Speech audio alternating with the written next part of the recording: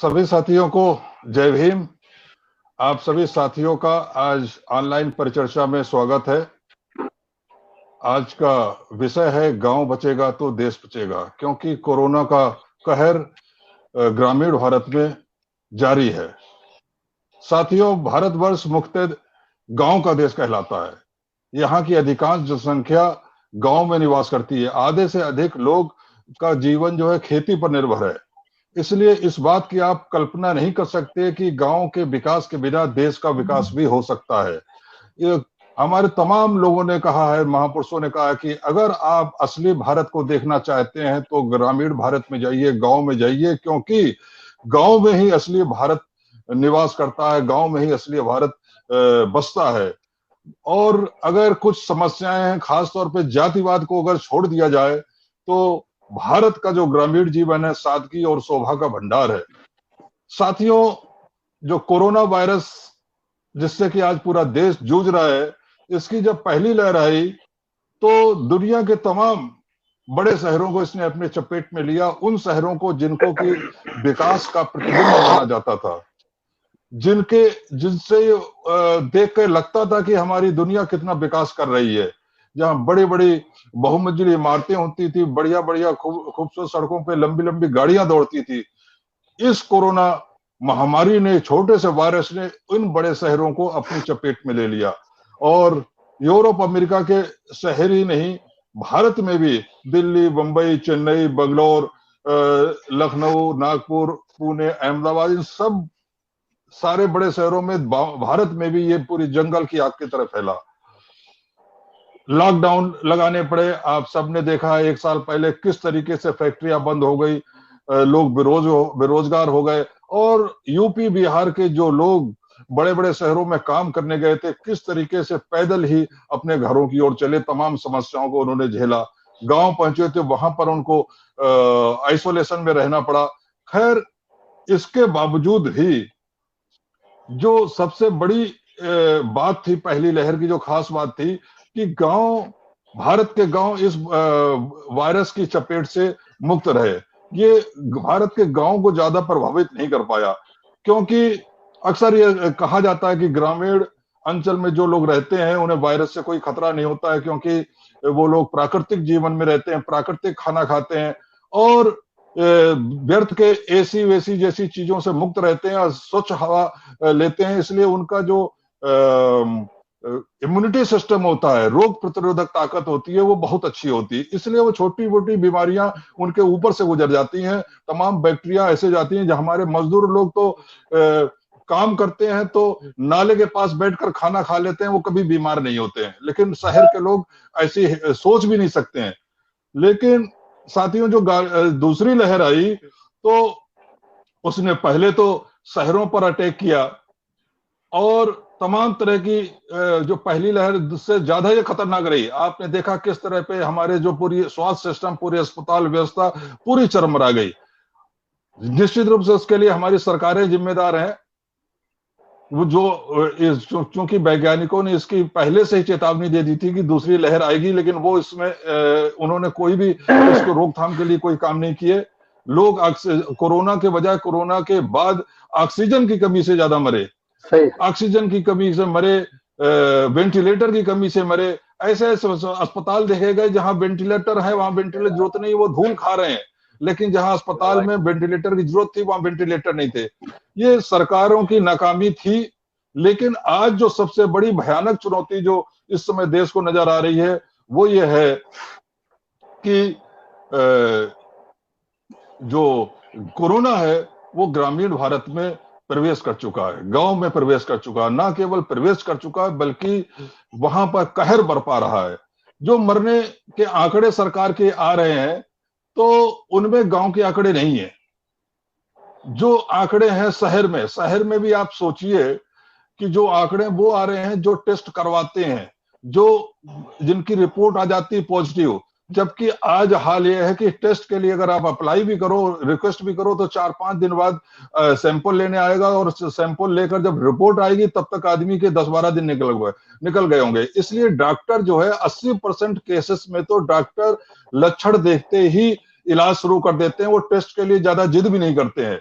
तो इसलिए आप सोच सकते हैं कि ये जो रिपोर्ट आ रही है कोरोना से मरने वालों की, उनकी है जिनके टेस्ट हो गए हैं शहरों में, और इनमें गांव के आंकड़े तो शामिल ही नहीं है, क्योंकि गांव में तो कोई टेस्ट होता ही नहीं। शहरों में टेस्ट नहीं हो रहा तो गांव में क्या होगा? गांव में तो वैसे और डरता है, तरह तरह की अफवाहें होती हैं वहां पर टेस्ट को लेकर। इसलिए गांव की स्थिति बहुत खतरनाक है। और कैसे खतरनाक है आप सोच सकते हैं कि किस तरीके से गंगा में हजारों की संख्या में लाशें बहती हुई दिखाई गई है। अभी एक पेपर में भी आया है जिसमें कि आज राहुल गांधी ने टैग भी किया है कि 2000 से अधिक लाशें, एक न्यूज़पेपर कटिंग है उसमें दिखाया गया कि 2000 से अधिक लाशें गंगा में बहती हुई मिली हैं।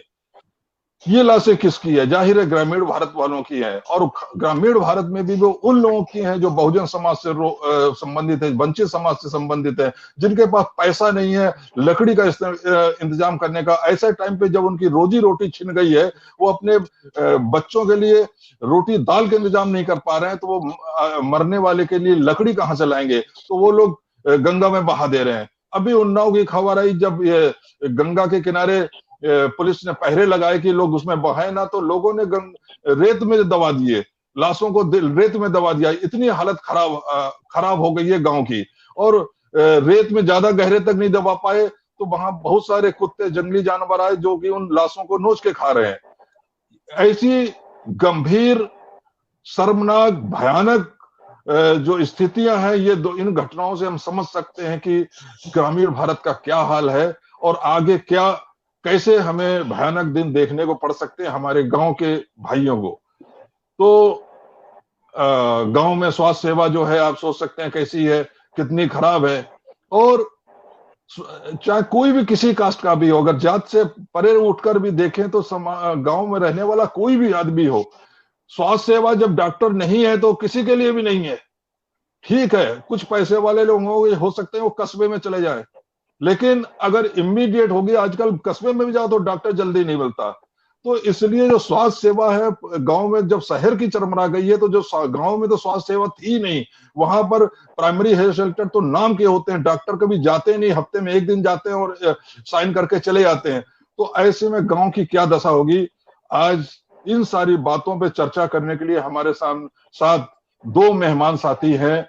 एक हैं डॉक्टर नवनीत यादव, समाजवादी विचारक हैं। वैसे तो ये समाजवादी पार्टी से भी जुड़े हुए, उनके वरिष्ठ पदाधिकारी हैं, लेकिन आज हमारे सामने ये समाजवादी चिंतक के रूप में है। और दूसरे, क्योंकि ये जो डॉक्टर नवनीत यादव उत्तर प्रदेश के शाहजहांपुर के हैं, और ये लगातार बहुजन जातियों में एकता हो, सामाजिक न्याय का संघर्ष हो, कैसे हो, उसमें लगातार अपना योगदान देते रहे हैं। इसलिए इनको ग्रामीण परिस्थितियों का भी बहुत अच्छा जानकारी है, क्योंकि इनका जो कार्य क्षेत्र है वो ग्रामीण इलाका है। इसलिए इनको मैंने आज इनवाइट किया कि वो ग्रामीण भारत में क्या क्या समस्याएं हैं उसके बारे में हमें बताएं। दूसरे हमारे मेहमान हैं अरुण माझी साहब हैं, जो सर्वोच्च न्यायालय के वरिष्ठ अधिवक्ता हैं, और ये युवा अवस्था से ही सामाजिक न्याय के आंदोलन में जुड़े रहे हैं। ये वकालत करते हैं, लेकिन वकालत में भी सामाजिक न्याय के मुद्दों पर ज्यादा ध्यान देते हैं।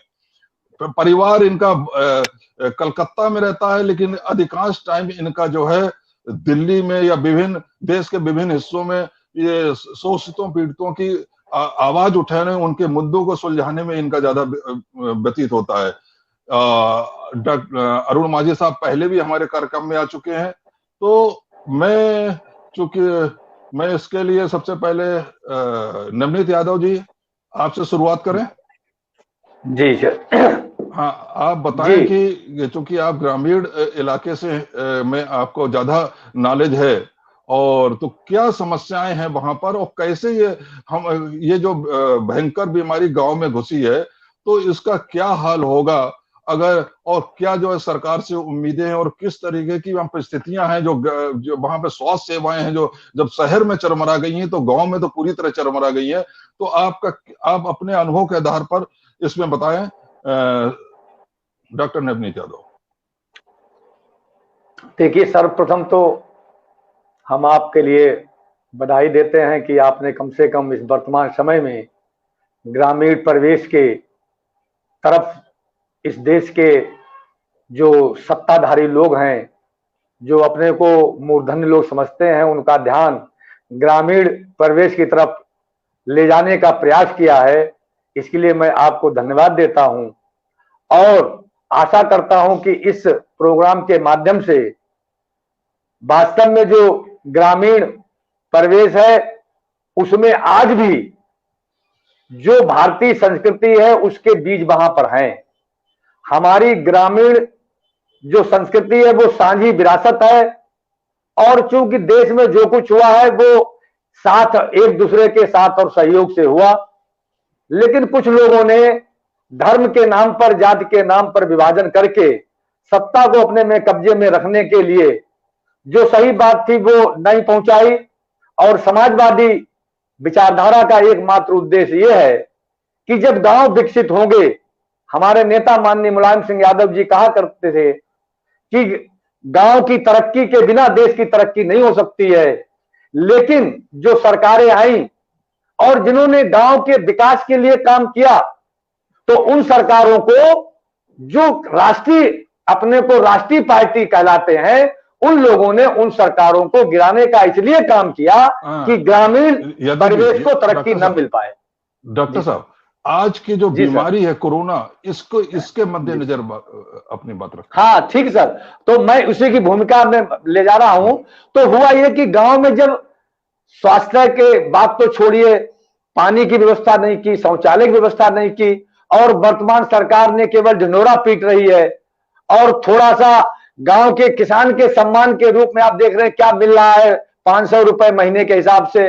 और आज आप बताइए कि इस कोरोना महामारी में गांव में जो अब पिछले पहली राउंड में नहीं लोग बीमार हुए, उसका कारण यह था कि गांव के लोग पहले से वो थे और उनको ये नहीं पता था कि इस वक्त क्या हुआ। इसमें जो चुनाव थोप दिए गए, चाहे उत्तर प्रदेश हो चाहे और प्रदेश हो, उसमें ग्रामीण में भी जो बाहर से लोग आए वोट डालने के लिए, क्योंकि ग्रामीण में पंचायत चुनाव था, उसको लिए जो बाहर लोग रहते थे वो भी आए वोट डालने के लिए। उससे धीरे धीरे ग्रामीण परिवेश में भी जो फैला उत्तर प्रदेश में, ये मुख्य कारण है।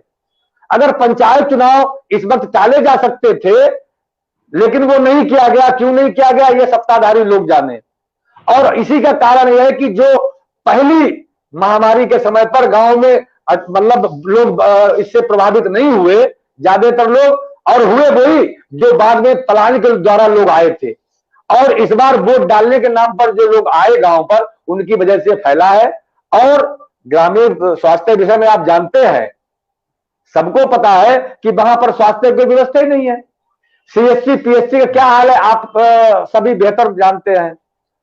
और जो वहां पर सरकारी आपके एम्बुलेंस थी, उनको भी डैमेज कर दिया गया, चाहे 100 नंबर हो, चाहे 108 नंबर हो, चाहे 102 नंबर हो।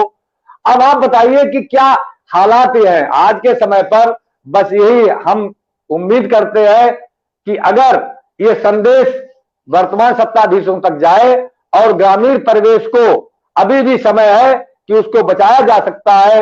बस केवल यह है कि जो लोग उनका प्रोत्साहन बढ़ाया जाए और ग्रामीण लोग एक दूसरे का साथ सहयोग पहले भी करते रहे हैं, आज भी कर रहे हैं, और सही जानकारी सरकार तक पहुंचे।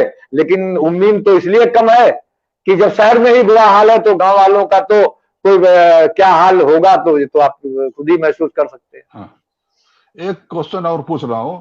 आज मुख्यमंत्री योगी जी ने ऐलान किया है कि जो गांव में सामुदायिक भवन है उनको अस्पतालों में बदला जाएगा जी। तो सामुदायिक भवन में क्या व्यवस्था पहले से क्या है, क्या इतनी व्यवस्था है वहां पर कि उनको अस्पतालों में बदल सकते हैं, और नहीं बदल सकते तो क्या क्या समस्याएं बताएं।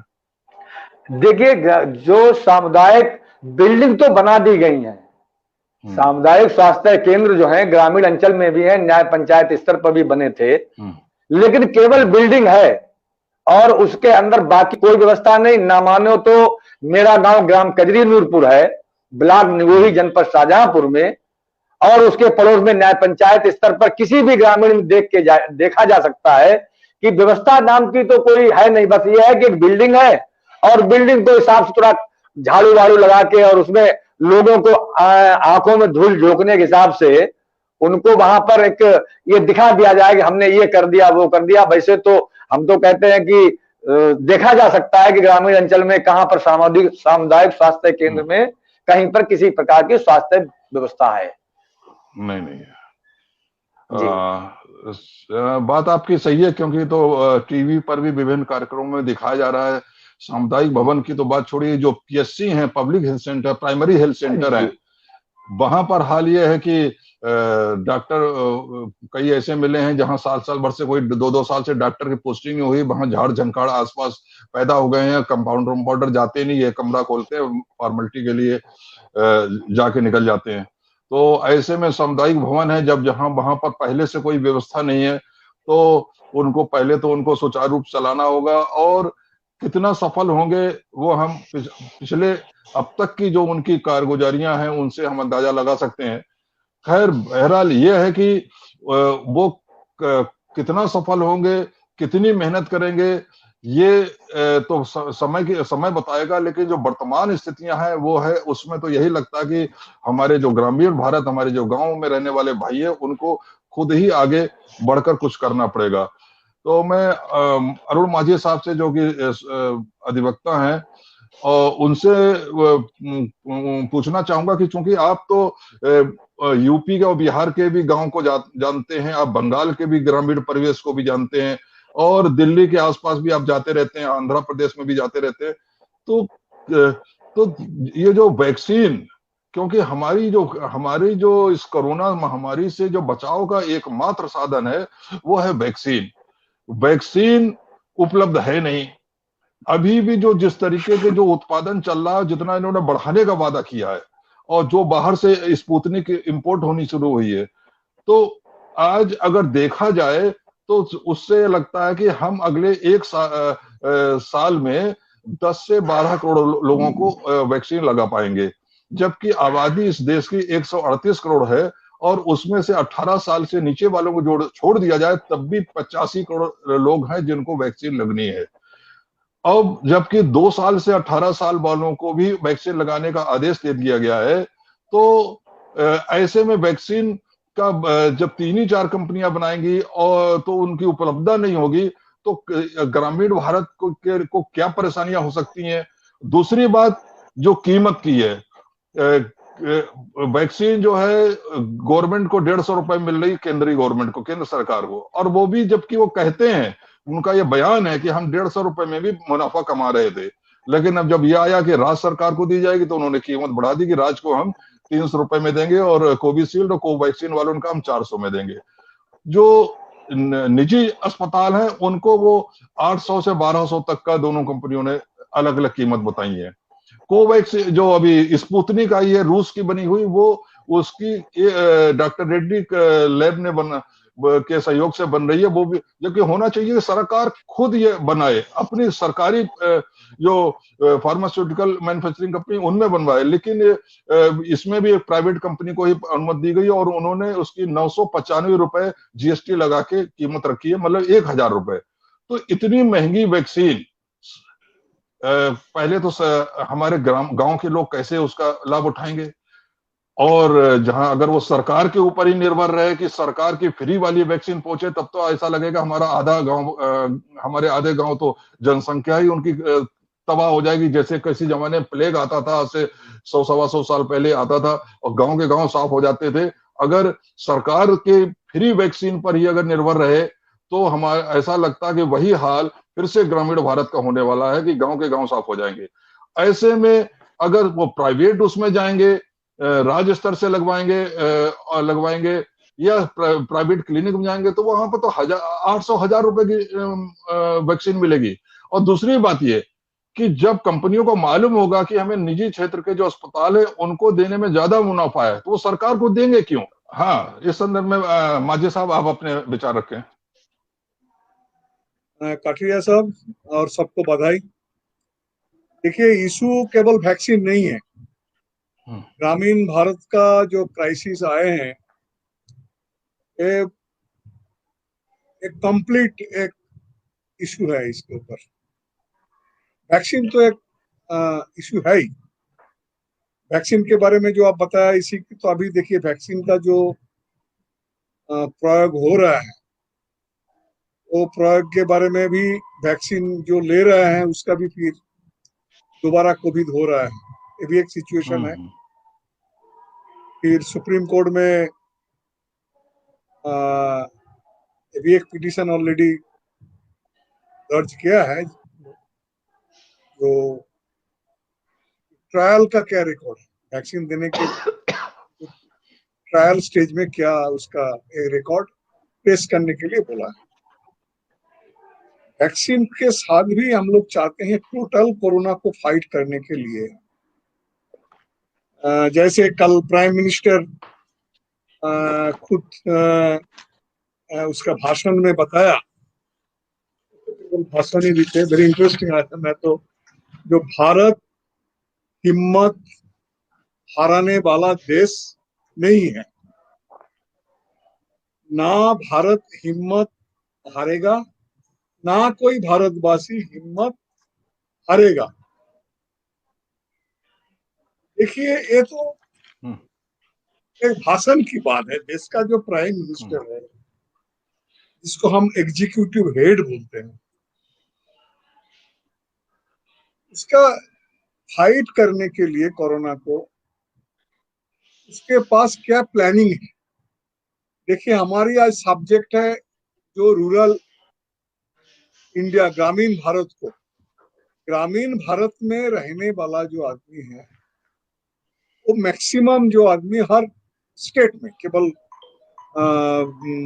यूपी भी नहीं है, बिहार भी नहीं है, सारी जगह में, तो हम लोग जो बहुजन समाज बोलते हैं, बहुजन समाज का जो कंसेप्ट है हमारे, वो कंसेप्ट केवल दाबे कुचे तो पीड़ित है ही सब, जाति के रूप से, धर्मीय के रूप से, वो जो उसका ऊपर जो एक दावा है, उसके बावजूद भी सारी समाज का जो इकोनॉमिकली जो वीकर सेक्शन है रूरल इंडिया में रहते, वो है फार्मर्स,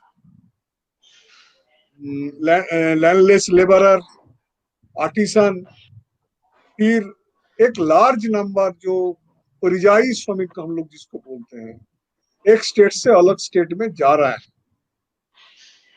अरे पेंडेमिक से समय जो 2020 में हम लोग भी देखा है, कैसे परिजाई श्रमिक के ऊपर जो आचरण किया है प्रशासन सब कुछ, और उसके ऊपर स्टेट का क्या रिस्पॉन्सिबिलिटी हम लोग देखा है।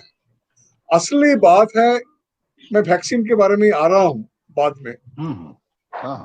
मेनली जो इंफ्रास्ट्रक्चर है ग्रामीण के, डॉक्टर यादव जी भी बताया अभी, ग्रामीण क्षेत्रों में हर जगह में, केवल आपका उत्तर प्रदेश में नहीं है, भारत की हर स्टेट में कम से कम बेसी थोड़ा इंफ्रास्ट्रक्चर का डेवलपमेंट साउथ में है, केरला में है, थोड़ा तमिलनाडु में है, कुछ जगह में। इसके बावजूद भी सारी हिंदी भाषी जो स्टेट होता है, उत्तर प्रदेश, मध्य प्रदेश, बिहार, बंगाल भी है, असम में, हर जगह में ग्रामीण इंफ्रास्ट्रक्चर कोई नहीं है। अभी कोरोना के जो फाइट करने के लिए वैक्सीन से भी ज्यादा प्रयोजन है जो दवाई, जो मेडिसिन, ड्रग बोलते हैं, केमिकल ड्रग, जिसको हमको मेडिसिन बोलते हैं। ये मेडिसिन का बहुत जरूरी है, जो प्राइमरी मेडिसिन होता है। प्राइमरी मेडिसिन पैरासीटामोल भी होता है, जो भी हो, प्राइमरी मेडिसिन जो भी हो, मेडिसिन भी सप्लाई नहीं है गांव में। गांव में कोई टेस्ट भी हो रहा नहीं।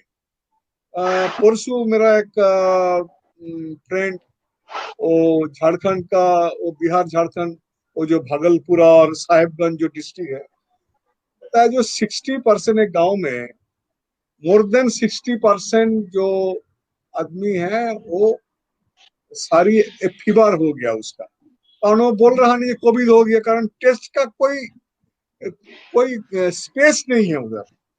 गांव गांव से जो स्प्रेड कर गया आज, ये भयंकर स्प्रेड किया है गांव गांव से। पहले 2020 में गांव में इतना हुआ नहीं, और गांव में जो गरीब आदमी रहते हैं, मैक्सिमम लैंडलेस लेबरर, जो माइग्रेंट लेबरर जो भी हो, उसके पास ऑक्सीजन का कोई सवाल नहीं है। उसके पास प्राइमरी जो रिक्वायरमेंट होता है मेडिसिन, उसका भी कोई सवाल नहीं, उसको देखने का, उसका इलाज कराने का कोई रास्ता नहीं है। ग्रामीण क्षेत्रों में इलाज करा रहे हैं वो क्वाक डॉक्टर बोलते हैं, जो अनट्रेंड ऑन डिग्री, जिसके पास कोई डिग्री नहीं है, ट्रेन नहीं है, वो जो लोग गांव में जो इलाज कराते हैं, जो उसको डॉक्टर बोलते हैं, गांव का जो डॉक्टर है, और उसके ऊपर सारी सिस्टम आज थोप दिया है। ये भयंकर एक सिचुएशन है देश में।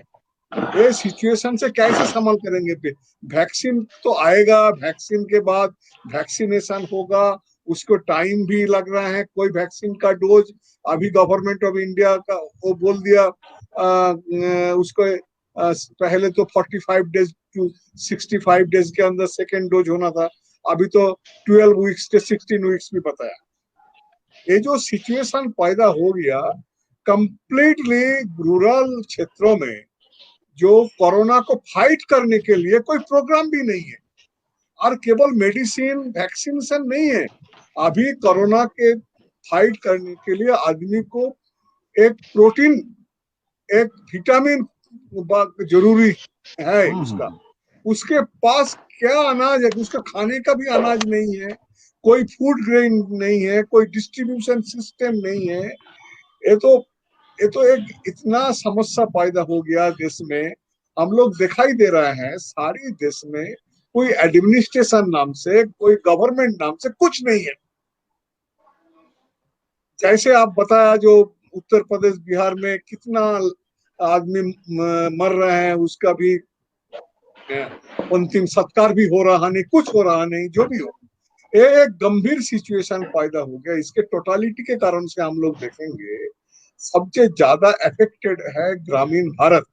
और वो ग्रामीण भारत में जो हम लोग जो श्रेणी बोलते हैं, वर्ग बोलते हैं, जो गरीब आदमी रहते हैं, गरीब आदमी और lower middle class, middle class भी गांव में रहते नहीं, वो मिडिल क्लास जो आदमी गांव में रहते हैं, उसके पास पहली चरण में जो कोविड हुआ था, उसी समय उसका जो साधन था सब खर्चा हो गया।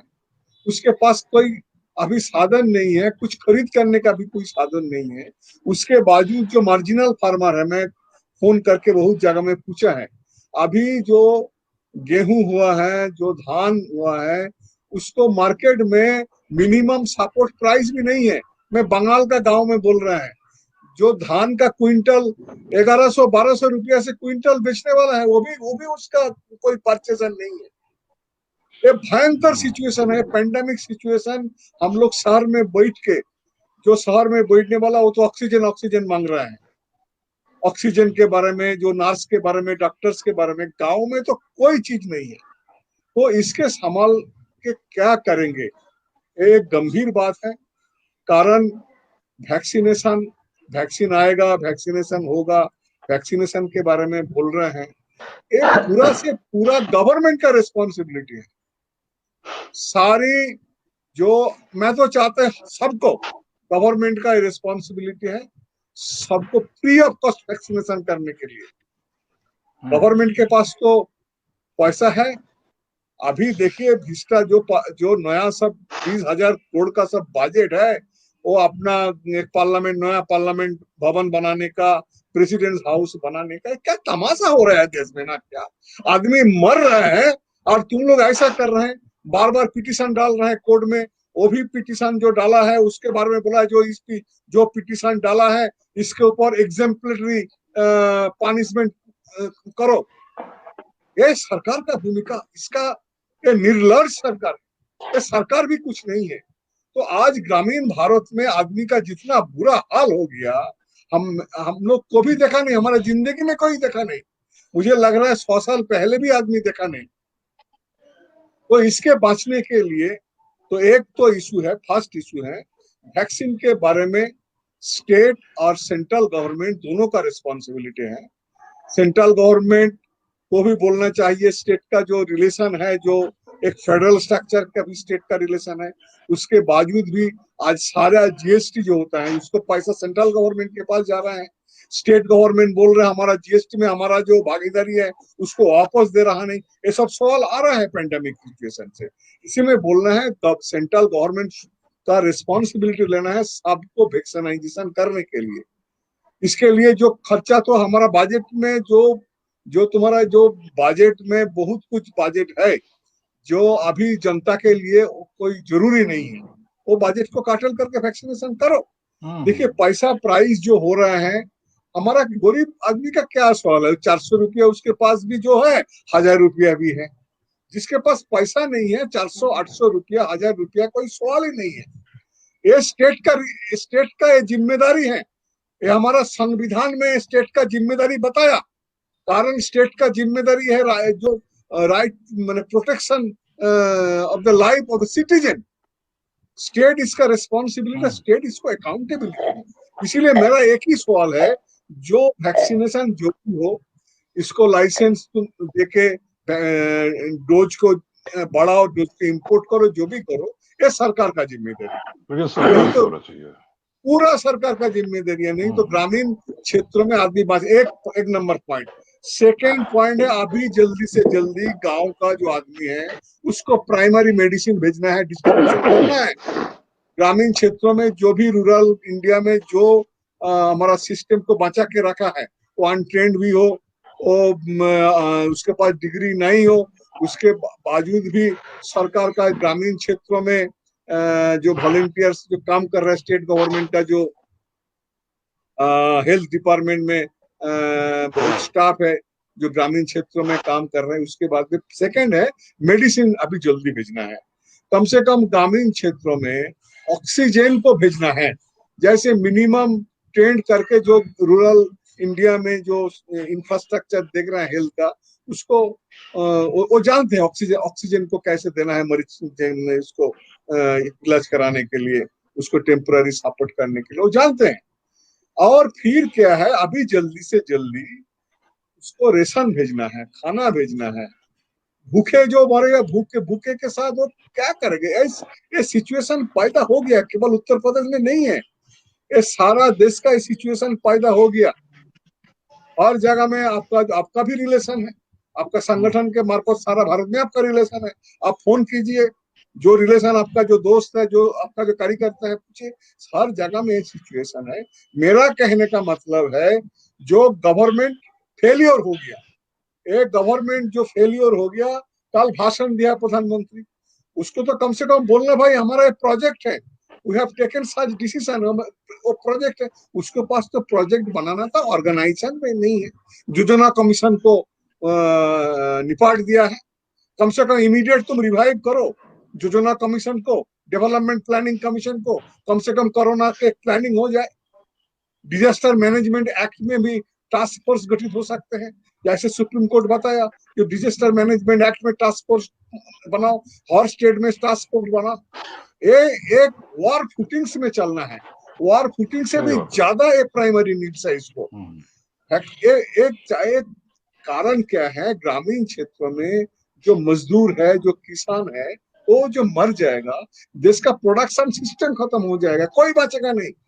गांव में रहने वाला मजदूर किसान जो परिजाई श्रमिक होते फैक्ट्री में काम करते, उसका जो आज जो वर्ल्ड हेल्थ ऑर्गेनाइजेशन बताया, इंडिया में मिनिमम 10 लाख आदमी को मौत होने वाला है।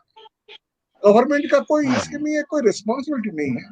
तो इसको आवाज उठाना है हम लोग का, जो एक कॉम्प्रिहेंसिव, एक इमीडिएट एक प्लानिंग करना, गवर्नमेंट को टास्क फोर्स बनाना, हो सकता है नेशनल गवर्नमेंट भी तैयार करना है, और ग्रामीण क्षेत्रों में सरकार को जल्दी पैसा भेजना है, हर घर में लिक्विड कैश भेजना है, रेशन भेजना है। ये नहीं करेंगे, कोरोना को संभाल देने का संभव नहीं है। थैंक यू, धन्यवाद मांझी साहब। मैं दोबारा यादव जी के पास आ रहा हूँ। यादव जी, आपने मांझी साहब का इतना डिटेल में उन्होंने बताया, आपने सुना, और सही बात है कि आज जो गांव में जो हमारे लोग रह रहे हैं, उनके लिए वैक्सीन उतना महत्वपूर्ण नहीं है। वैसे भी वैक्सीन जो आ रही है, तो ये दूसरे लहर वाला जो कोरोना है, उसी का ही जो पूरी तरह से रोकने में कामयाब नहीं है। और अभी तो ये भी कहा जा रहा तीसरी लहर भी आने वाली है अक्टूबर, तो फिर उसका जो म्यूटेशन होगा, जो स्ट्रेन होगा, उसको ये कोरोना, ये वैक्सीन कितना रोक पाएगी, ये तो समय बताएगा। और जो आज तक का चल रहा है तो उससे तो ऐसा लगता है कि ये वैक्सीन उस समय तक काम नहीं करेगी। वैसे भी जो वैक्सीन लग रही है उनका इफेक्टिव पीरियड 8 से 10 महीने का आ जा रहा है कि 10 महीने बाद हमें दोबारा लगवानी पड़ेगी। गांव की जो समस्या है वो दवाई की है और उनको खाना मिले, भूखे ना रहे, क्योंकि कोरोना काल में वो कहीं मजदूरी भी करने नहीं जा पा रहे और कोई काम धंधा उनका कम हो गया है। तो गांव में जो रहता है जो आदमी, सारा लोग के सभी के पास खेत नहीं होता है। बहुत बड़ी जनसंख्या होती है जो खेतों पे काम करती है, दूसरे खेतों पे काम करे कमाती है। तो वो अपने गांव में नहीं, उन्हें दूसरे गांव में जाना पड़ता है। अब वहां पर भी धीमे धीमे कम हुआ है और कुछ लोग फैक्ट्रियों में जब बहुत सारे ज्यादातर मजदूर काम करते हैं, बाहर जाते हैं, वहां फैक्ट्रियां बंद हुई हैं। तो मेन समस्या है कि उनको बेसिक दवाइयां पहुंचाने की, और जैसे कि उसमें पैरासिटामोल है या दूसरी दवाइयां है जो कम से कम आदमी बीमार पड़े तो वो उसको बचाया जा सके, कम से कम शुरुआत की तो दवा दी जा सके। और उसमें जैसे माजी साहब ने कहा कि जो डॉक्टर क्वाद डॉक्टर कहलाते हैं हमारे यहाँ यूपी में, झोला छाप डॉक्टर कहलाते हैं, आज वही काम आएंगे, वही काम आ रहे हैं और उनकी भी मदद लेनी पड़ेगी। चाहे उनको भले नॉलेज कम हो, कोई बात नहीं, उनको उनका अनस्किल्ड हो, उनको इतनी ट्रेनिंग नहीं हो, लेकिन अगर हमें गांव वालों को बचाना है तो उनकी भी मदद लेनी होगी कि कम से कम वो दवाइयां देने जा सके वहां पर, क्योंकि हर जगह शहर से डॉक्टर नहीं पहुंच पाएगा तो दवाई पहुंचाए कौन। कम से कम इतना तो वो डॉक्टर जो कितना भी कम ट्रेनिंग हो वो अगर मरीजों को देखता रहे वो कर सकता है। तो इस संबंध में आप बताएं। और दूसरी ये बताइए कि आखिर सरकार जो है गांव की चिंता क्यों नहीं कर रही है।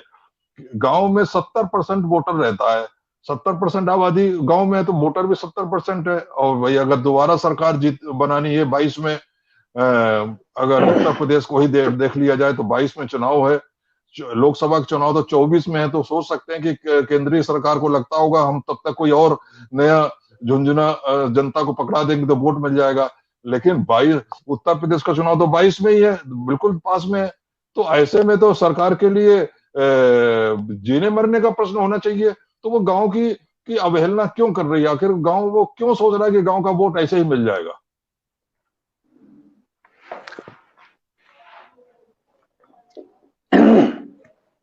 इसके संबंध में तो बहुत पीछे जाने की जरूरत है, लेकिन चूंकि आज का विषय कोविड को लेके है ग्रामीण परिवेश में, क्योंकि मुख्य बात यह है कि ग्रामीण परिवेश में जो झोला छाप डॉक्टर्स हैं और गांव के लोग अपना जुगाड़, किसी न किसी काम के लिए एक जुगाड़ का शब्द है उससे काम चला ही लेते हैं। हाँ, वो ज्यादातर अगर देखा जाए जी तो ग्रामीण परिवेश में लोग अपना काम ज्यादातर जुगाड़ से चलाते हैं, चाहे कोई भी काम हो, और हर समस्या के लिए उनके पास कोई न कोई जुगाड़ वो निकाल ही लेते हैं। तो और रह गई जो ये सरकार है वो गांव की तरफ इसलिए नहीं देख रही है। सबसे बड़ी बात है कि उन्होंने जो अगर देखा जाए तो जो मतदान का जो अधिकार है ग्रामीण परिवेश में, जो बहुजन समाज है, बहुसंख्यक समाज है, और उसको उन्होंने बहुजन समाज को एक दूसरे वर्ग में परिवर्तन कर दिया है और एक दूसरे धर्म के खिलाफ नफरत भर के और अपने मंसूबे में उन्होंने 14 से आज तक वो सफल होते रहे हैं। और अब उनको ये भी लग रहा है कि ये हो सकता है कि हमें संभव हो जाए, लेकिन ये भारत के लोग जो हैं वो जितना बेवकूफ सत्ता में बैठे लोग समझते हैं उतने बेवकूफ है नहीं। जब वक्त आएगा तो चूंकि ये लोग बहुत भोले लोग होते हैं, गांव के लोग ज्यादातर भोले और भाले कहे जाते हैं, सीधे सच्चल लोग कहते हैं और बहुत जल्दी विश्वास कर लेते हैं, और वो एक हो गया है। अब चूंकि अभी तक ये था कि काम की तुलना होगी वर्तमान सरकार की और पूर्व की सरकार की, और उसमें वर्तमान सरकार जो है हर स्तर पर यहां पर फेल हो चुकी है, और खासतौर से कोविड के मामले में, स्वच्छता और सम्मान के मामले में भी। और अभी तो पंचायत चुनाव में भी हार मिली है, तो कम से कम जबरदस्त तरीके से चाहिए जी। लेकिन है क्या, अब यहां पर सही बात यह है कि मैं तो ये कहना चाहूंगा कि सरकार में झगड़ा है, दिल्ली की और यूपी की सरकार में झगड़ा है, और दोनों में एक होड़ लगी हुई है कि एक दूसरे की टांग खिंचाई कर रहे हैं और एक दूसरे को ही कि हिंदुओं का सबसे बड़ा सरदार कौन, यूपी वाला कि दिल्ली वाला। और इसमें जनता पिस रही है, गरीब जनता, गांव की जनता पिस रही है। एक कहावत है, ठग ठग लड़ाई खटाके हुए गांव देहात में कहा जाता है, और ये दूसरे अपने अपने उसमें लगे हुए हैं, लेकिन जनता ये समझ रही है। और इसका उन्होंने पंचायत चुनाव में देखिए, वो चुनाव जो आम प्रधानी से बीडीसी का वो चुनाव था, इसमें आम जनता का में ये बीमारी फैल सकती थी और सबने कोशिश की, यहां तक कि कोर्ट ने भी कहा कि चुनाव न कराया जाए, लेकिन उन्होंने मतलब आम जनता के स्वास्थ्य के ध्यान न रखते हुए चुनाव कराया। और वर्तमान समय में जिला पंचायत अध्यक्ष और क्षेत्र पंचायत ब्लॉक प्रमुख के पद का चुनाव होना है, और वो अभी पहले होना था, लेकिन चूंकि निर्दलीय लोगों की और समाजवादी पार्टी के मेंबर ज्यादा जीत गए हैं, तो अब वो जिला पंचायत अध्यक्ष और ब्लॉक में अपने प्रतिनिधि को बैठाने के लिए, ब्लॉक को बनाने के लिए समय इसलिए ले रहा है किसी तरीके से, मतलब तीन और तिक्रम से, साम नाम दंड भेद से अपने व्यक्ति को कैसे बैठाया जाए। और इस वक्त अपनी सुविधा के लिए ये समय चुनाव को टाल रहे, और जब जनता की सुविधा की बात नहीं टाला। जी सर। यादव जी, वो तो चलिए सरकार तो जो कर रही गांव के जीवन को बचाने के लिए एक सामाजिक कार्यकर्ता के रूप में जी जो लोग हैं समाज के साथ के लिए कुछ करना चाहते हैं, और खासतौर वो लोग जिनका ग्रामीण परिवेश से संबंध है और जागरूक भी हैं, तो कैसे उनको क्या करना चाहिए? उनको तो बस ये है कि उनको तो सबसे पहले ये सभी हम आप जानते हैं कि सबसे पहले उनको एक हिम्मत उनके अंदर भरना चाहिए, और उनको जो गांव के लोग हैं जो व्यायाम करते हैं, इम्यूनिटी पावर अपना बढ़ा ही रहे हैं, और जो गरीब लोग हैं जिनको इस वक्त रोजगार नहीं मिल रहा है, कायदे में ये कहावत है कि ये कहना चाहिए, समाजवादी परिवेश के परिप्रेक्ष्य में ये बात है कि उनको राशन की और जो ऐसी दवाएं जो हानिकारक नहीं हो, जैसे पैरासीटामोल है, विटामिन सी है, इस टाइप की दवाएं या विटामिन है जो दी जा सकती है, वो तो कोई भी आम आदमी दे सकता है, तो वो और ज्यादा कोई महंगी भी नहीं है। तो उनको अगर देखा जाए तो गांव में मतलब जो सम्मानित लोग हैं, जो थोड़ा सा कुछ ये है कि जिनकी समाज के प्रति एक संवेदना है, तो वो लोग ये कर सकते हैं। और जिनके घरों में चूल्हे नहीं जल रहे हैं, उनके राशन की और स्वास्थ्य के लिए जो भी इमदाद है वो करना चाहिए, और ये मानवता है, सरकारें करें न करें, लेकिन हम आप सबको इंसानियत के नाते अपने कर्तव्य का निर्वहन करना चाहिए, और वो हम लोग कर भी रहे हैं। जी ठीक है यादव जी, मैं दोबारा माजी साहब से कहना चाहूंगा। माजी साहब, जैसे कि आपने वैक्सीन का बताया और वो सब बताया, और ग्रामीण भारत का बताया कि गांव में सबसे बड़ी समस्या इस समय खाने की है, उनको अच्छा प्रोटीन नहीं मिल रहा। तो वो देखिए, जो सामाजिक कार्यकर्ता हैं या स्वयंसेवी हैं, वो एक लिमिट में होता है, जैसे कि इन्होंने भी कहा कि स्वयंसेवी लोगों को करना चाहिए, वो लिमिट में होगा। वो हो सकता है कि कोई आदमी एक महीना 100 परिवारों को खिला दे, कोई आदमी जो है 100 परिवारों को एक महीने का राशन दे दे, कोई 200 लोगों को दे देगा। लेकिन ये हो सकता है कि अगर तीसरी लहर भी आ गई है तो लंबा चल जाएगा, साल 1.5 साल का मामला हो जाएगा। कुछ नहीं तो अभी तक इतना तो लग ही रहा कि दिसंबर से पहले ये मामला खत्म होने वाला नहीं है। तो ऐसे में सरकार की जिम्मेदारी ज्यादा बन जाती है, और हमें सरकार के ऊपर अधिक प्रेशर बनाना चाहिए, ज्यादा कि वो गांव पर विशेष ध्यान दे, कम से कम उनके खाने पीने का रखे। और जो दवाइयां हैं, पैरासिटामोल है, जिंक है, क्रोसिन है, जो कि ये रोग प्रतिरोधक ताकत बढ़ाते हैं, इम्यूनिटी पावर को बढ़ाते हैं, इनको ज्यादा बंटवाए लोगों में। और इसके अलावा अगर कोई कोरोना से हो जाता है तो उसके लिए कम से कम हर प्राइमरी हेल्थ सेंटर पे इतनी ऑक्सीजन का तो उपलब्ध हो कि अगर जरूरत पड़े इमरजेंसी में उसे दिया जा सके। लेकिन सरकार जो है इन सब चीजों पे ध्यान नहीं दे रही है। वो क्या कर रही है कि अब कि जो मदद करने के लिए भी जो लोग जा रहे हैं उनके खिलाफ ही केस कर रही है। जैसे कि बिहार में पप्पू यादव को अरेस्ट करके पुराने 32 साल पुराने मामले में जेल में डाल दिया गया। पप्पू यादव का पुराना इतिहास कैसा भी रहा हो, वो उन्होंने कितने भी कैसे भी काम किए हो, वो एक अलग चीज है। फिलहाल नहीं मैं या हम में से कोई भी उनका समर्थक है उनके कामों का, लेकिन पिछले साल 2 साल से अगर देखा जाए तो वो गरीबों की जो है मदद का काम कर रहे हैं। खास तौर पे अगर कोरोना का देखा जाए, पहली लहर में भी उन्होंने जगह जगह खाना बांटा, दूसरी लहर में भी वो खाना बांट रहे थे, दवाइयां बांट रहे थे। और बस उनसे एक गलती हुई कि भाजपा सांसद की जो सांसद निधि से खरीदी गई एम्बुलेंस थे वो उनके अपने अपने पर्सनल जमीन पर हाथे में रखी हुई थी, छुपा के कपड़े से ढकी हुई, वो उन्होंने उजागर कर दी कि किस तरीके से लोग एम्बुलेंस की कमी के कारण लोग लाशों को या बीमार को चारपाई पे बांध के या कंधे पे डाल के ले जा रहे हैं, और यहाँ एम्बुलेंस है लेकिन वो यूज नहीं हो रही है। तो वो सब उसके वजह से उनको कर दिया गया। ऐसे आप देखिए दिलीप पांडे हैं, उनके यहाँ छापा मारा गया कि जबकि हाई कोर्ट में ये केस गया था एक व्यक्ति ने कि भाई कि ये लोग जो सांसद लोग हैं या विधायक हैं, ये दवाइयां बांट रहे हैं, वो दवाई जैसे रेमडेसिविर दवाई है वो हमें नहीं मिल रही है, ऑक्सीजन हमें नहीं मिल रही है, ऑक्सीजन सिलेंडर कहां से ले आते हैं। तो टेक्निकली देखा जाए तो कानून के सामने सभी बराबर हैं। अगर एक आम आदमी को नहीं मिल रही है और डॉक्टर के कहने पर अस्पताल भी मिल सकती है, तो प्राइवेट को कैसे मिल जाती है, कहां से ले आता है। लेकिन तो हाई कोर्ट ने उस पर आदेश दिया कि इस पर जो है जांच करने का। लेकिन जांच करते समय हमें ध्यान रखना होता है कि इंटेंशन क्या है, इंटेंशन क्या है ऐसे काम करने वालों की। अब कल जो वो श्रीनिवास जो युवक कांग्रेस के राष्ट्रीय अध्यक्ष है, उनको यहाँ भी पूछताछ की गई कि आप जो है इतनी हेल्प कहां से कर रहे हो, कहां से दवाइयां ला रहे हो।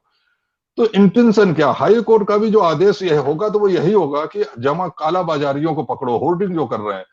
एक आदमी होर्डिंग करता है, जमाखोरी करता है, वो पैसा कमाने के लिए करता है। एक आदमी अगर उसने 50 इंजेक्शन कहीं से ले आया, वो फ्री बांटने के लिए कर रहा है। 50 अगर वो 1000 पैरासिटामोल गोली ले आया तो वो फ्री बांटने के लिए कर रहा है, और फ्री बांट भी रहा है, अपने करके भी दिखा रहा है कि हम कर रहे हैं। तो आखिर इनमें दोनों में एक अंतर होना चाहिए, लेकिन ऐसा कुछ नहीं हो रहा है। पिछले साल भी जो है पहली लहर में भी ऐसा हुआ था कि मजदूर घर अपनी जान बचाने के लिए दिल्ली से यूपी और बिहार के लिए चल दिए, बंबई से पैदल चल दिए, रायपुर से चल दिए। उनको उनके कई जगह पे उनके खिलाफ केस दर्ज किए गए कि उन्होंने आईपीसी की धारा 188 का उल्लंघन किया। लेकिन बाद में हाई कोर्ट और सुप्रीम कोर्ट ने ऐसे हजारों केस जो धारा 188 में दर्ज किए गए थे वो रद्द किए।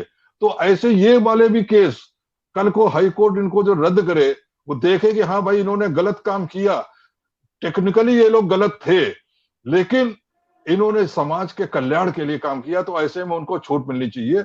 और सरकार को भी चाहिए कि ठीक है ऐसे लोगों के नाम नोट कर ले, उनसे उनको भी एक नोटिस भेज दे कि भाई आप जो कर रहे हैं हमें अंडर इंटीमेशन, हमारे इंटीमेशन हमें पूरी देते रहिए, आप करिए तो हम आपका सहयोग करेंगे, आप जैसे लोगों की जरूरत है। और जो कालाबाजी उनको गिरफ्तार करे, लेकिन ऐसा हो नहीं रहा है। जो समाज के लिए काम कर रहे हैं उनको परेशान किया जा रहा है। तो ऐसे में आपका क्या विचार है? देखिए, पहले तो ये जो कोरोना सिचुएशन है देश में, केवल हमारी समाज में, हमारी देश में ये बहुत चीज को वो नजर में आ रहा है। जो पहले हमारा समाज में बहुत आदमी का जानकारी था, इसको डाउट था जो कैसे समाज चलते हैं, कैसे देश चलते हैं, कैसे प्रशासन चलते हैं। एक कोरोना सबके सामने बहुत चीज को सामने लेके आ गया। एक तो है, देखिए अभी एक आंकड़ा निकाला जो भारत में लगभग 700 प्लस डिस्ट्रिक्ट्स है, 533 डिस्ट्रिक्ट्स भारत में सीरियसली कोरोना अफेक्टेड। सेकंड क्या है, आज जो हम लोग डेमोक्रेसी बोलते हैं, हम लोग समाज में जो देखिए कॉन्स्टिट्यूशन में बहुत लॉफ्टी आइडिया बहुत कुछ है। कॉन्स्टिट्यूशन इम्प्लीमेंटेशन हो गया 70 साल से ज्यादा हो गया, 71 ईयर्स हो गया। उसके बाद हम लोग देख रहे हैं ये जो डेमोक्रेसी है, गवर्नमेंट और पॉलिटिकल पार्टी, ये पॉलिटिकल पार्टी का ज्यादा जनता का वेलफेयर के लिए पॉलिटिकल पार्टी जो कॉन्सेप्ट था, एक आइडियोलॉजिकल कॉन्सेप्ट था, धीरे धीरे एक ग्लोबलाइजेशन के बाद पॉलिटिकल पार्टी का इंटेंशन, मोटिव, प्रशासन का मोटिव वो जनता के हित में नहीं है। ये सारी प्रशासन, सब कुछ जो मशीनरी आज खड़ा है देश में, ये एक वर्गीय को, क्लास का एक कंट्रोल में है ये, और वो क्लास का मुनाफा के लिए ये पूरा प्रशासन सब कुछ काम करते हैं। अब जो बताया, जो हम भी देखा है ग्रामीण क्षेत्र में, आज नहीं है मेरा, जो मैं खुद 1978 के बारे में बात करते हैं, उसी समय बंगाल में एक बहुत बाढ़ हुआ था। वो एक्सपीरियंस है बाढ़ के बारे में, मैं एक संक्षेप में बताऊँ, इसको बताना बहुत जरूरी है। उसी समय हम लोग देखा था, पहले लेफ्ट फ्रंट गवर्नमेंट आई थी बंगाल में। वो बाढ़ में देखिए, जो नदी का जो बांध होता है, नदी का किनार में जो बांध होता है बंगाल में, वो सब फ्लड में वो सब बहुत एकदम डिस्ट्रक्ट होते हैं, गांव फ्लड होते हैं। उसी समय जो लोग अपनी मदद से, अब जो पता है ग्रामीण गांव का जो संपन्न परिवार, गांव में जो क्लब होता है, वो क्लब अपना ही खुद काम किया है। उसी समय जो एक कॉन्सेप्ट डेवलप हो गया, नहीं ये इंडिविजुअल एक काम करेगा नहीं, पंचायत करेगा, गवर्नमेंट करेगा। कारण क्या है, ये जो प्रशासन होते हैं, सोशल डेमोक्रेसी होते हैं, तो जनता को जो उद्योग होता है, जो इनिशिएशन होता है पीपल्स का, वो सेल्फ इनिशिएशन, जनता को जो काम करने का इच्छा होता है वो काम करेंगे। इसीलिए पॉलिटिकल पार्टी भी डरता है, प्रशासन भी डरता है। कारण जनता अपना प्लानिंग बनाएंगे, अपना गांव को बचाएंगे। एक कॉन्सेप्ट आज नहीं है, 70 से ही एक कॉन्सेप्ट को पीछे हट रहा है। ग्लोबलाइजेशन का भाई कंप्लीट हो गया। अभी जो एनजीओ होता है गांव में जो एनजीओ काम करते हो, सरकार का पैसा मिलते, बाहर से पैसा मिलते, उसे काम करते हो, अलग बात। गांव के जनता के उद्योग को ये सारी सिस्टम इंडियन स्टेट खत्म कर दिया। कारण अपना उद्योग को खत्म करने का कारण ऐसा है, जैसे सरकार का कोई चैलेंज ना करे, कोई सरकार पॉलिटिकल पार्टी को कोई चैलेंज ना करे, जनता अपना इनिशिएटिव ना ले। कारण जनता का इनिशिएटिव था, बहुजन का इनिशिएटिव था। गांव में गरीब लोग होता है, छोटे खेतियार का मालिक होता है। हम लोग देखा, हम लोग जो स्कूल में पढ़ते हैं, हम लोग गांव का जो पानी कैसे ड्रेनेज होगा, तालाब कैसे साफ सुथरा रहेगा, ऐसा हम लोग काम करते थे। वो काम बिल्कुल 50 साल से लगभग 40 साल तो हो गया, खत्म हो गया देश में। इसके पीछे कारण है जो वर्गीयकरण है देश में, जो रूलिंग क्लास होता है, रूलिंग कास्ट जो शहर में रहते हैं, जिसको अपर कास्ट बोलते हैं। देखिए, भारत में एक बहुत इंपॉर्टेंट कैरेक्टर है, गांव में, शहर में जो मैक्सिमम कंट्रोल करते हैं वो रूलिंग क्लास, जिसके पैसा होता है, और वो रूलिंग कास्ट भी है जो जातिगत रूप से भारत को कंट्रोल करते हैं। बहुजन समाज उसके बाहर है। भारत में एक कोरोना एक नया दिशा दे दिया बहुजन समाज को। Class oriented society, caste oriented, ruling caste oriented society खुल के दिखा रहा है। और ये भी चाहते नहीं है जो गांव में कोई वंचित समाज का जो प्रतिनिधि होता है, जैसा बहुजन समाज का प्रतिनिधि हो, वो गांव से लीडरशिप लेंगे, ये बर्दाश्त करेगा नहीं। Ruling caste, ruling political party, state भी उसको बर्दाश्त करेगा नहीं। कारण यही असली लड़ाई है गांव का। अब जो बताया, जो लड़ाई है गांव का, ये बहुजन वर्सेस अल्पसंख्यक का लड़ाई है। अल्पसंख्यक तो दुनिया में रूलिंग क्लास ही होते हैं, जो लूटते हैं, पैसा कमाते हैं, प्रॉफिट करते हैं। एक लड़ाई है। कोरोना बहुत चीज को सामने लेके आ गया, तो इसी के बारे में भी लड़ाई है जारी। इसी कारण में मैं सबको बोलते हैं, ये बहुजन समाज के ही आदमी को आगे बढ़ना है, अपना समाज को बचाने के लिए, अपना समाज को हिम्मत दिलाने के लिए। हमको हिम्मत दिलाना है, शहर से जाके अपर कास्ट को हिम्मत दिलाएंगे। वो हिम्मत का एक क्या है, कमांड होता है। वो चाहते हैं जो बहुजन समाज की लीडरशिप बिल्डअप ना हो, बहुजन समाज को अपना बचाने के लिए अपना ही लीडरशिप ना आगे आए। एक बड़ा एक कॉन्स्पिरेसी है, इसको सोचना चाहिए। आज कोरोना हम लोग को दिखा दिया है। कारण क्या है, ये जो वैक्सीन का जो पैसा है, पैसा तो धनी आदमी का है, उसके लिए 1000 2000 कुछ नहीं है। गरीब लोग नेग्लेक्ट होगा, गरीब लोग को वैक्सीन मिलेगा नहीं। डिफरेंट टाइप ऑफ वेरिएशन आ रहा है वैक्सीन में भी, उसका बचेगा कि नहीं बचेगा हम लोग अभी जानते नहीं। हम भी वैक्सीन ले आए, आप भी वैक्सीन ले, आप तो जानते हैं। उसके बावजूद भी हमारा बहुत फ्रेंड भी का देहांत हो गया, बहुत दुखद की बात है। तो इसी कारण से बोलना है, जो एक ग्रामीण समाज को बचाने के लिए जो कोविड-19 एक नया रूप से हमारा सामने एक रास्ता खोल दिया। जैसे बहुजन समाज को अपना लीडरशिप बिल्डअप करना है, गांव को बचाने के लिए अपना लीडरशिप, अपना जनता के, अपना हमारा आदमी के पास जाना है। उसको कैसे वो बचेगा, उसको कैसे घर में अनाज आएगा, घर में वो कैसे उसका भोजन होगा, उसको प्राइमरी मेडिसिन का रिक्वायरमेंट क्या होगा, एक नया दिशा हम लोग को देना है। बहुजन समाज के आदमी को लीडरशिप लेना है, किसके ऊपर भरोसा करके ये होगा नहीं। यही असली लड़ाई है भारत में। ग्रामीण भारत के साथ शहरी भारत की असली लड़ाई है, बहुजन समाज का ही लड़ाई है। हमारे लोग लीडरशिप नहीं बिल्डअप होंगे, हमारा कल्चरल लीडरशिप, सोशल लीडरशिप, हर क्षेत्रों में हमको लीडरशिप को बिल्डअप करना है, ये लीडरशिप को स्थापित करना है। ये पप्पू यादव का लड़ाई ऐसा ही है। पप्पू यादव पैसा होता है, जो भी होते हैं, ये रिप्रेजेंटेटिव बहुजन समाज के हैं।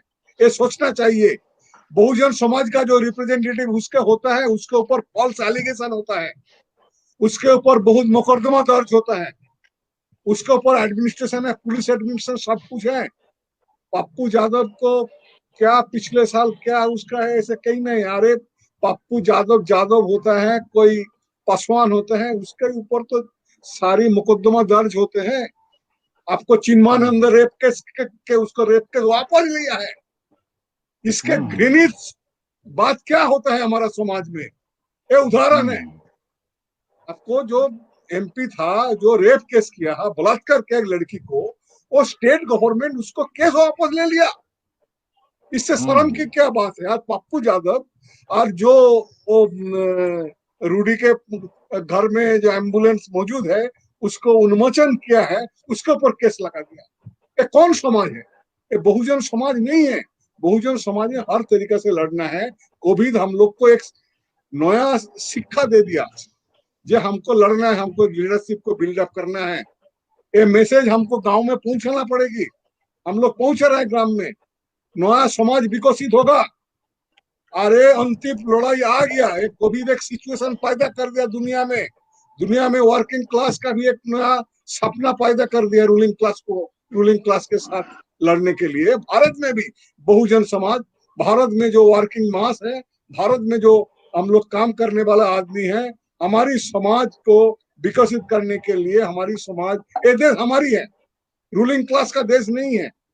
ये नया दिशा हम लोग दे रहे हैं, इसके लेके आगे चल रहे हैं। कोविड को बहुत एक्सपीरियंस हुआ है, बहुत सीख रहा है कैसे लड़ाई किया जाए और स्टेट कैसे होते हैं। स्टेट का चेहरा उन्मोचन हो गया। स्टेट का प्रधानमंत्री भाषण दे रहा है, उसके पास कोई प्लानिंग नहीं है। यही स्टेट है हमारा। तो ये मैसेज हम लोग को बहुजन समाज को पहुंचाना। हाँ, सही कहा आपने मांझे साहब कि ये असल में लड़ाई जो है, जो ग्रामीण भारत की लड़ाई जात बहुजनों की लड़ाई है। क्योंकि ग्रामीण भारत की चिंता क्यों नहीं हो रही है सरकार को? इसलिए कि वहां पर रहने वाला बहुसंख्यक समाज कौन है? बहुजन समाज है। इसमें कोई दो राय नहीं कि अपर कास्ट के लोग भी, सवर्ण समाज के लोग भी रहते हैं, लेकिन जो मेजॉरिटी है गांव में निवास करने वाली, और मेजॉरिटी और जिनके पास आर्थिक संपन्नता नहीं है, जिनके पास खाने को नहीं है, जिनके पास शिक्षा की भी कमी है, जागरूकता कमी है, वो उस वो अगर देखा जाए तो गांव का सबसे बड़ा हिस्सा जो है बहुजन समाज का ही होता है। और जब ऐसे में अगर आपदा जिस तरीके से गांव में गई है और उसका परिणाम एक कुछ दो तीन दहाड़ों से दिख रहा है कि लोग जो है अपने परिवार वालों की लाशों को जो है लपेट के कपड़े में गंगा में बहा दे रहे हैं, नदियों में बहा दे रहे हैं या रेतों में दबा दे रहे हैं, तो कितनी भयावह स्थिति इस समय गांव में है और कितनी और भयावह स्थिति भविष्य में गांव में आ सकती है, तो निश्चित रूप उसका सामना हमारे बहुजन समाज को ही करना पड़ेगा। क्योंकि जब गांव अगर देखा जाए, गांव में अच्छाइयां भी होती हैं, सादगीपूर्ण जीवन होता है, लेकिन सबसे बड़ी भारतीय गांव की जो कमी है वो ये भी है कि भारत के गांव जात के आधार पर बटे हुए होते हैं। तो जब आपदा जो है गांव में आएगी तो वो आपदा से बचाव के लिए अगर दवाइयां भी आएंगी तो हर जो जाति का नेता है वो अपने जाति वाले को ही प्राथमिकता देगा। ऐसे में जो बहुजन समाज के लोगों को अपनी लीडरशिप डेवलप करनी चाहिए, जो उनके लीडर हैं उनको आपस में हाथ मिला के अपने बहुजन समाज की रक्षा के लिए उनके पास दवाइयां समय पे पहुंच सकें, और जो अभी भी दवाइयां जा सकती हैं जो कोरोना से लड़ने के लिए, इम्यूनिटी से बढ़ाने के लिए, वो उनके पास जा सकें, वो तो उनको देनी है। साथ में जब बहुत ही भयंकर स्थिति हो जाए उस समय भी कैसा लड़ा जाए, ये एक चैलेंज है, चुनौती इस कोरोना ने दी है। और मैं समझता हूं कि मांझी साहब ने बिल्कुल सही कहा है कि इस समय बहुजन लीडरशिप को उभर के आगे आना होगा। हर प्रदेश लेवल पर भी आना है, जिला लेवल पर भी आना है, ग्रामीण लेवल पर भी आना है। और जब ग्रामीण लेवल पर आएंगे तो वहीं से रास्ता जो है प्रदेश का निकलेगा, वहीं से रास्ता देश का भी निकलेगा। और जो अगर ये सत्ता में बैठे हुए लोग ये सोचते हैं कि हम बार बार धर्म के आधार पर जनता को बेवकूफ बना के उनके वोट ले लेंगे, तो ये कहावत है कि काट की हाड़ी बार बार नहीं चढ़ती। अब ये लोग काट की हाड़ी दोबारा चढ़ाने का प्रयास करेंगे, अवश्य करेंगे, लेकिन ये कहावत उनको ध्यान रखना चाहिए और हमें भी ध्यान रखना चाहिए, हम जो सामाजिक कार्यकर्ता हैं, कि ये सारी जो इस समय जो हो रही है वो कौन जिम्मेदार है, कौन रैलियों में लगा रहा, कौन कुंभ के मेले में लगा रहा, कौन पंचायत के चुनाव कराने में लगा रहा, और कोर्ट के कहने के बावजूद भी उन्होंने इन सारे चीजों पर क्यों नहीं रोक लगाई। WHO भी आज कह रहा है कि अगर भारत में जो महामारी का संकट आया है, दूसरी लहर आई है, वो उसका मुख्य कारण धार्मिक मेले और धार्मिक आयोजन और राजनीतिक रैलियां हैं। तो आखिर इन चीजों से बचा जा सकता था, तो हमारे जो राजनीतिक लोग हैं, सत्ता में बैठे हुए लोग हैं, उन्होंने इस देश को इस महामारी में झोंका, इसकी चर्चा भी लगातार होनी चाहिए और अपने समाज को इसके बारे में जागरूक करना चाहिए, कि ताकि वो इनकी जो कांट की हाड़ी दोबारा चढ़ाने की धर्म की कोशिश करेंगे वो दोबारा न चढ़ पाए। इसी के साथ मैं अपनी बात समाप्त कर रहा हूँ। नवनीत यादव जी का बहुत बहुत धन्यवाद, बहुत बहुत आभार, आप आए हमारे साथ अपने विचार रख के। मांझी साहब ने बहुत डिटेल में आज बताया। मुझे तो ऐसा लगा था कि कटियार साहब लखनऊ से जुड़ नहीं पाए हैं, लेकिन मांझी साहब ने उनकी कमी पूरी कर दी और बहुत डिटेल में बताया। निश्चित रूप से हमें आगे बढ़ना है, जो आपने बताया, हमें अपने लीडरशिप खुद तैयार करनी होगी, तभी हम इस देश को बचा पाएंगे, अपने गांव वालों को बचा पाएंगे, अपने समाज पर बचा पाएंगे, और यह कह सकते हैं पूरे राष्ट्र को बचा पाएंगे। इसी के साथ जय भीम, नमो बुद्धाय, सत श्री अकाल। आपका भी बहुत धन्यवाद।